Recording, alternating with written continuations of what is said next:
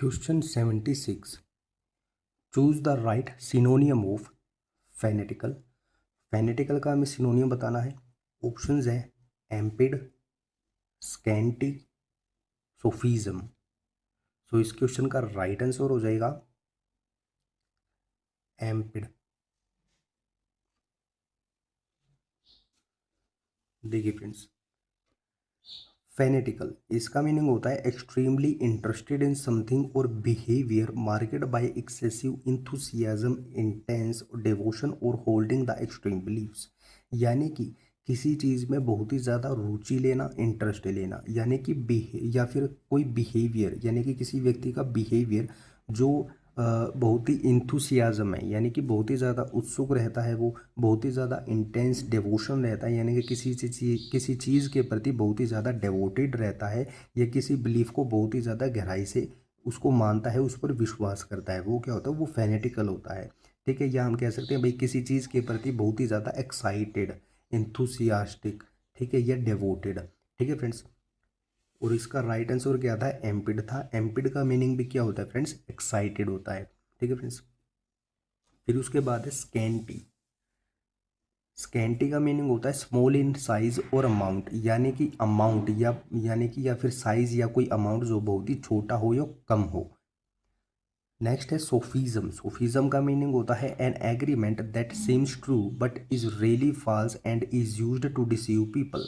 सोफिज्म का मीनिंग होता है एक एग्रीमेंट जो लगता है भाई सच है, ट्रू है, बट असलियत में वो फॉल्स है, फेक है, और इज़ यूज्ड, और उस चीज़ को यूज़ किया गया है लोगों को डिसीव करने के लिए, लोगों को धोखा देने के लिए। डिसीव क्या होता है, धोखा देना। ठीक है, तो सोफिज्म क्या होता है, एक एग्रीमेंट होता है जो ट्रू लगता है लेकिन वो धोखा देने के लिए यूज़ किया गया होता है और वो फॉल्स होता है। ठीक है फ्रेंड्स, वो फेक होता है, फॉल्स होता है। Question 77। Choose the other word for gospel. यानी कि गोस्पेल का हमें सिनोनियम बताना है यहाँ पर। ठीक है, उसके उसके मीनिंग का ही हमें अलग वर्ड हमें बताना है। ठीक है, तो ऑप्शंस हैं ट्रूथ, प्रोड और क्रक्स। तो इस क्वेश्चन का राइट आंसर हो जाएगा option A, truth. Gospel, gospel का मीनिंग होता है ट्रूथ और बिलीफ। गोस्पेल नाउन है, इसके दो मीनिंग होते हैं फ्रेंड्स। क्या, पहला तो ट्रूथ होता है यानी कि सच्चाई, और दूसरा होता है बिलीफ यानी कि विश्वास। फिर नेक्स्ट वर्ड है प्रोड, प्रोडिड और प्रोडिंग। ये क्या है, ये वर्ब है। ठीक है फ्रेंड्स, इसका मीनिंग होता है टू पुश समवन और समथिंग विद पॉइंटेड ऑब्जेक्ट और with your finger.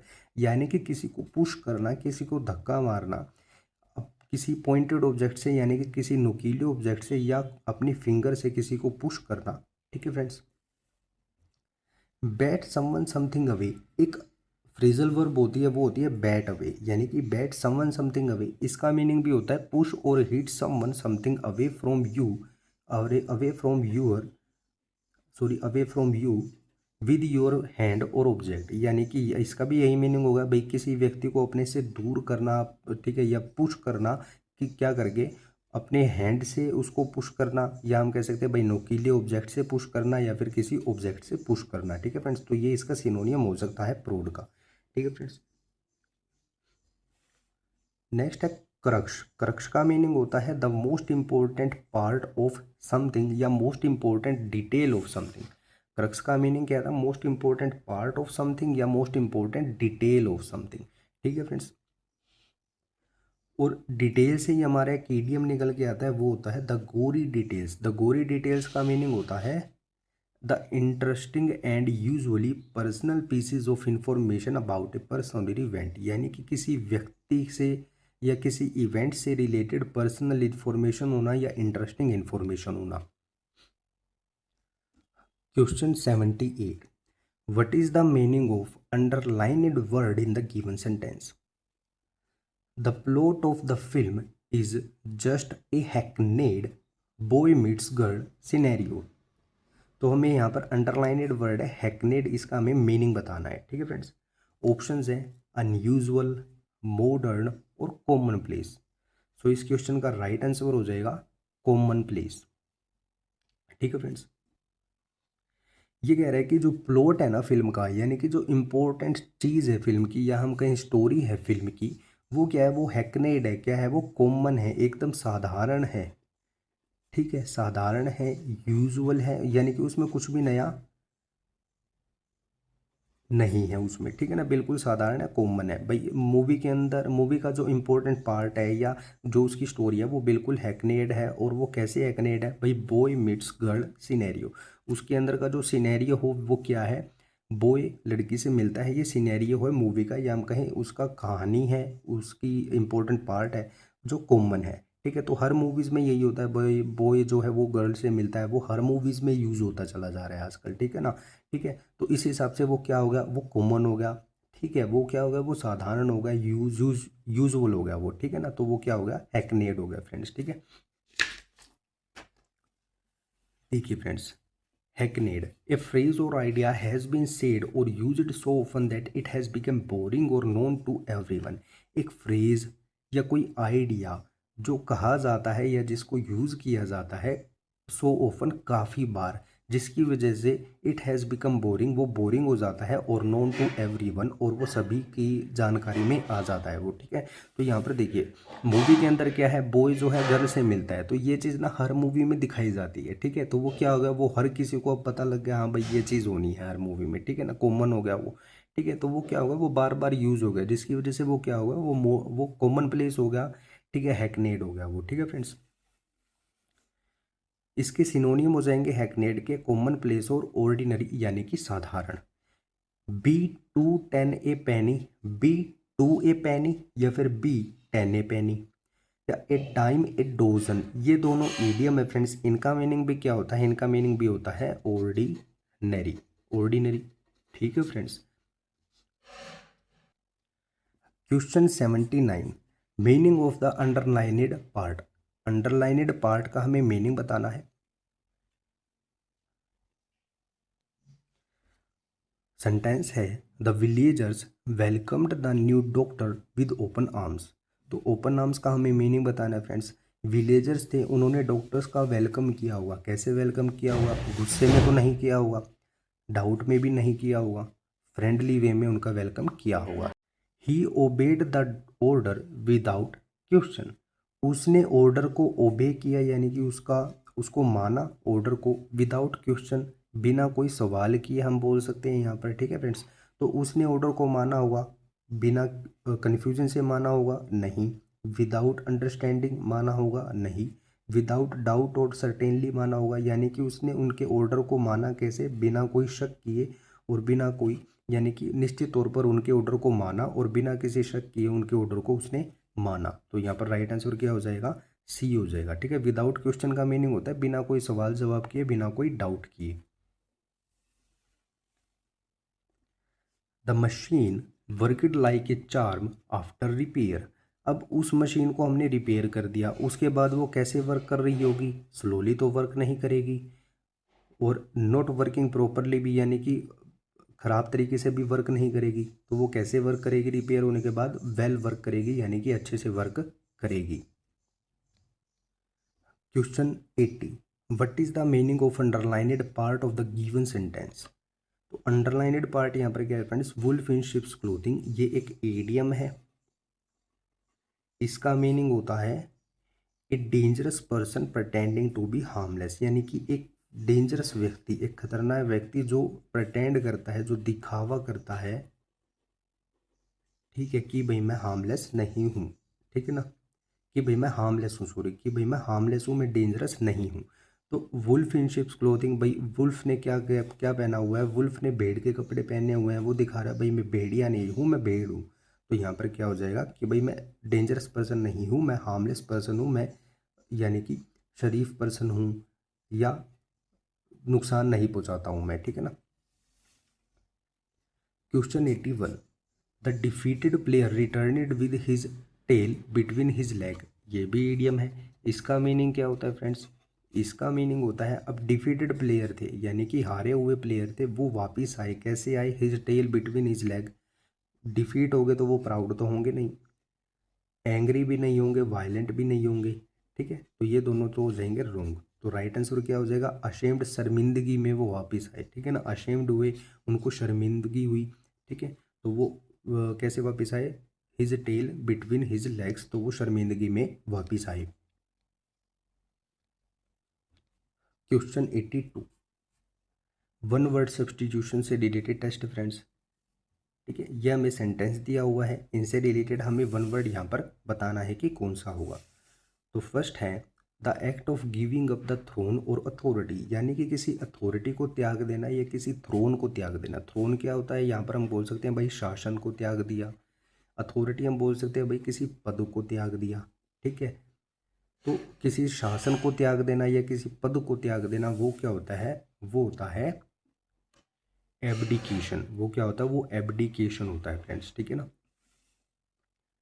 Deviation from the right course, यानी कि राइट यानी कि सही, कोर्स क्या होता है, कोर्स होता है सही रास्ता, ठीक है ना। एक राइट डायरेक्शन हम बोल सकते हैं इसको, डायरेक्शन,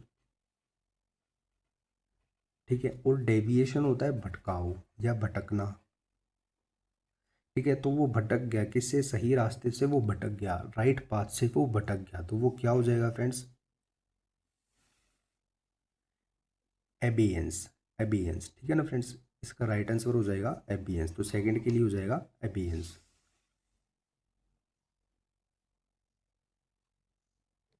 सॉरी फ्रेंड्स, सेकंड वाले के लिए हो जाएगा एबिरेशन, ठीक है फ्रेंड्स, एबिरेशन, सेकंड वाले के लिए एबिरेशन हो जाएगा। थर्ड है स्टेट ऑफ टेम्परेरी सस्पेंशन और इनएक्टिविटी, यानी कि एक स्टेट, एक स्थिति जिसमें किसी चीज़ को थोड़े समय के लिए टेम्परेरी सस्पेंशन दिया जाता है या उसको इनएक्टिव किया जाता है, यानी कि उसको रोक दिया जाता है, ठीक है। यानी कि कोई व्यक्ति काम कर रहा है तो थोड़े देर के लिए वो काम रोक देता है, तो वो क्या हो जाता है, वो सस्पेंशन हो जाता है, इनएक्टिविटी हो जाती है, ठीक है ना। तो इसके लिए राइट वर्ड हो जाएगा फ्रेंड्स एबियंस, तो ये एबियंस हो जाएगा थर्ड के लिए, ठीक है फ्रेंड्स। सेकंड के लिए एबिरेशन था और थर्ड के लिए क्या हो जाएगा, एबियंस हो जाएगा फ्रेंड्स, ठीक है। The act of washing oneself especially as a religious rite, यानी कि खुद को साफ करना, खुद को वॉश करना, किस लिए, रिलीजियस, धार्मिक राइट के रूप में, धार्मिक राइट के लिए खुद को क्या करना, साफ करना, ठीक है। या हम कहीं भाई धर्म के लिए या धार्मिक चीज़ के लिए अपने आप को पवित्र करना, साफ करना, वो क्या होता है, वो होता है एब्ल्यूशन, वो क्या होता है, एब्ल्यूशन होता है। तो फोर्थ के लिए हो जाएगा ये वाला। टू रिनाउंस और गिव अप ए राइट और बिलीफ, किसी राइट को यानी कि किसी अधिकार को, ठीक है, या किसी विश्वास को रिनाउंस कर देना, गिव अप कर देना। रिनाउंस क्या होता है, रिनाउंस होता है किसी बिलीफ को या किसी राइट को मानने से इनकार कर देना, ठीक है। और गिव अप क्या होता है, त्याग देना, डायरेक्टली छोड़ देना, त्याग देना, ठीक है। तो उसने क्या किया, किसी अधिकार को या बिलीफ को उसने रिनाउंस कर दिया, त्याग दिया, वो हो जाएगा एबनीगेट, ठीक है फ्रेंड्स। तो फिफ्थ के लिए हो जाएगा एबनीगेट।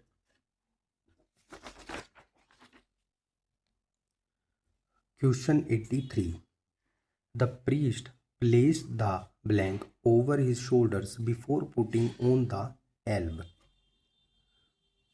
तो देखिए फ्रेंड्स, प्रीस्ट ने क्या किया, प्लेस किया ओवर ही शोल्डर्स, अपने शोल्डर पर कुछ प्लेस किया हुआ यानी कि रखा हुआ या पहना हुआ कुछ, before putting on the Elbe, before put on, put on क्या होता है, पुट ऑन होता है पहनना, ठीक है।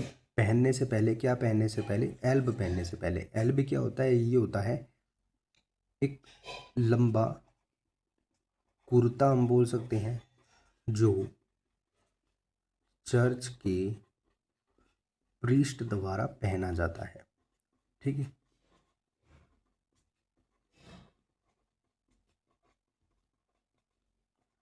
है, ठीक है। तो प्रीस्ट ने ये लंबा कुर्ता पहनने से पहले क्या पहना, एमिस पहना या एमिस पहना।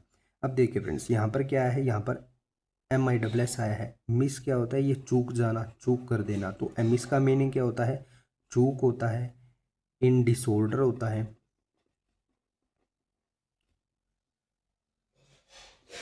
डिसऑर्डर होता है, या हम कहें मिस्टेक होता है, ठीक है।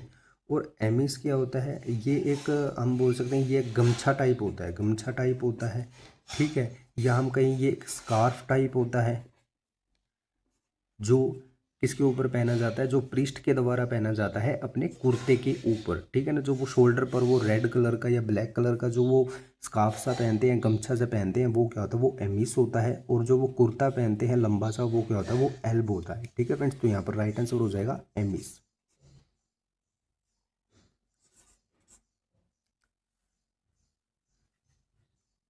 फिर उसके बाद 84, the choir sang the blank before the psalm. देखिए फ्रेंड्स, ये होता है, इसका प्रोनाउंसिएशन होता है शाम, इसका प्रोनाउंसिएशन होता है कोयर, ठीक है, कोयर, CHOIR, कोयर। और ये होता है शाम। तो जो कोयर होता है वो क्या होता है, वो होता है friends group of person singing together, ठीक है ना। यानी कि ग्रुप, सिंगर्स का ग्रुप हम बोल सकते हैं। तो सिंगर्स के ग्रुप ने सैंग गाया, क्या गाया, एंटीफोन गाया या एंटीफोनेरी गाया बिफोर द शाम, शाम से पहले। तो देखिए फ्रेंड्स, फर्स्ट हमारे पास क्या है फ्रेंड्स, कोयर। कोयर मीनिंग होता है a group of people who sing together, यानी कि लोगों का ग्रुप जो एक साथ गाना गाते हैं, ठीक है। और शाम, इसका मीनिंग होता है sacred song that praises God, एक सैक्रेड, एक पवित्र सॉन्ग जो गॉड की प्रशंसा में गाया जाता है, ठीक है फ्रेंड्स। तो और एंटीफोन होता है a short chant in religious ceremony often take out from psalms, यानी कि एक चैंट होती है, ठीक है, या हम कहीं एक शॉर्ट सॉन्ग होता है जो शाम से ही निकाला जाता है, उसको रिलीजियस सेरेमनी में बोला जाता है। और एंटीफोन क्या होता है, ये बार बार यूज़ होने वाला शॉर्ट सॉन्ग होता है, बार बार यूज़ होने वाला वाला शॉर्ट सॉन्ग होता है, ठीक है ना फ्रेंड्स। शॉर्ट सॉन्ग होता है, बार बार यूज़ होने वाला, ठीक है फ्रेंड्स। तो देखिए, अब कोयर ने क्या किया, कोयर ने सैंग द एंटीफोन, उन्होंने गाना गाया बिफोर द शाम, शाम से पहले, यानी कि एक बड़े सैक्रेड सॉन्ग से पहले उन्होंने एक छोटा सॉन्ग गाया, ठीक है। एंटीफोन तो क्या होता है, ये सैक्रेड सॉन्ग हम बोल सकते हैं इसको, ये तो होता है सॉन्ग, ठीक है ना, सॉन्ग जो एज ए रिलीजियस प्लेस पर गाया जाता है। और एंटीफोनेरी क्या होती है, ये बुक होती है, ये क्या होती है, ये बुक होती है जिसके अंदर ये वाले एंटीफोन्स होते हैं, इसके अंदर बुक, जिसके अंदर अंदर एंटीफोन्स होते हैं, एंटीफोन्स, या हम कहें शाम्स होते हैं, ठीक है फ्रेंड्स। ये तो बुक होती है जिसके अंदर ये एंटीफोन और ये शाम्स होते हैं। और ये एंटीफोन होता है, तो उन्होंने क्या गाया होगा, बुक तो नहीं गाई होगी, उन्होंने शाम ही गाया, उन्होंने एंटीफोन ही गाया होगा, एक सॉन्ग ही गाया होगा। तो राइट आंसर क्या हो जाएगा, एंटीफोन हो जाएगा फ्रेंड्स, ठीक है ना। 85, विच सेंटेंस यूजेज बीफअप करेक्टली, हमें बताना है कि इन सेंटेंसेस के अंदर बीफअप का यूज कहाँ पर अच्छे से किया गया है। She beefed up her coffee with less sugar.